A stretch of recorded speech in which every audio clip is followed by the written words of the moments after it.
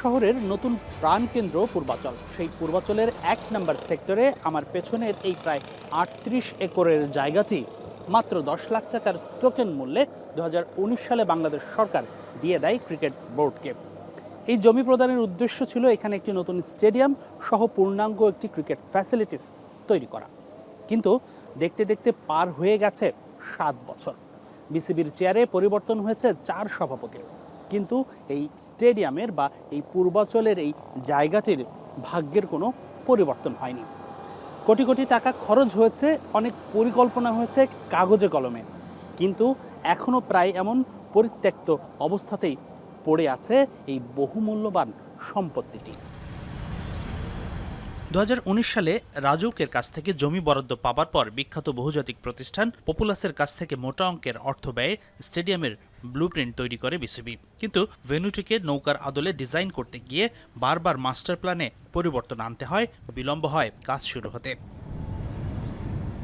২০২৩ সালের শেষ থেকে স্টেডিয়ামের কাজ শুরু করার জন্য আন্তর্জাতিক দরপত্র আহ্বান করা হলেও পরবর্তীতে অর্থনৈতিক বাস্তবতার কারণে বিসিবি সেই টেন্ডার বাতিল করে। এছাড়াও ট্যাক্স ও কাস্টম ডিউটির মওকুফের আবেদন, রাজউক ও জাতীয় ক্রীড়া পরিষদের সাথে সমন্বয়হীনতা, মাঠের জমি বণ্টন নিয়ে টানাহেঁচড়া, কাজ শুরু হতে বিলম্ব হবার অন্যতম প্রধান কারণ। জুলাই অভ্যুত্থানের পর বোর্ডে বারবার পরিবর্তন আসার কারণেও এই ভেন্যুর পরিকল্পনা বাস্তবায়ন হয়নি। তবে তামিম ইকবাল বিসিবি সভাপতির দায়িত্ব নেবার পর এই স্টেডিয়াম নিয়ে নতুন পরিকল্পনা গ্রহণ করেছেন। ন্যাশনাল ক্রিকেট স্টেডিয়ামের পূর্ণাঙ্গ অবকাঠামো তৈরি করার আগে ক্রিকেটারদের অনুশীলন সুবিধা বাড়াতে সেন্টার অব এক্সিলেন্স তৈরি করার ঘোষণা দিয়েছেন তামিম। সেই পরিকল্পনা বাস্তবায়নে মাঠের কাজ শুরু হয়নি এখনও। ভেন্যুটি এখনও দেখলে পরিত্যক্ত মাঠই মনে হবে, কিন্তু দ্রুত শুরু হবে কাজ। এই মুহূর্তে চলছে পরিকল্পনা তৈরির কাজ।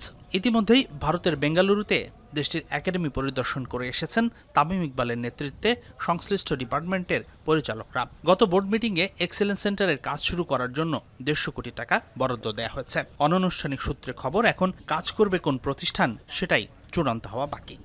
আমরা আপাতত একটা আবার ১৫০ কোটি টাকার একটা এস্টিমেট বাজেটকে বরাদ্দ রেখে চিন্তা করে এটা বোর্ড অ্যাপ্রুভাল দেওয়া হয়েছে। এটা জাস্ট একটা এস্টিমেটেড ফিগার। ২০৩১ ওয়ানডে বিশ্বকাপের কো-হোস্ট বাংলাদেশ আইসিসিকে বিসিবি স্বাগতিক হওয়ার বিডিংয়ে প্রতিশ্রুতি দিয়েছিল নতুন পূর্বাচল স্টেডিয়ামের। হাতে সময় আছে প্রায় ৫ বছর। স্বল্প এই সময়ে স্টেডিয়াম প্রস্তুত করাটাও হবে তামিম ইকবালের বোর্ডের অন্যতম প্রধান চ্যালেঞ্জ। হাসিনুর রহমান, যমুনা স্পোর্টস, ঢাকা।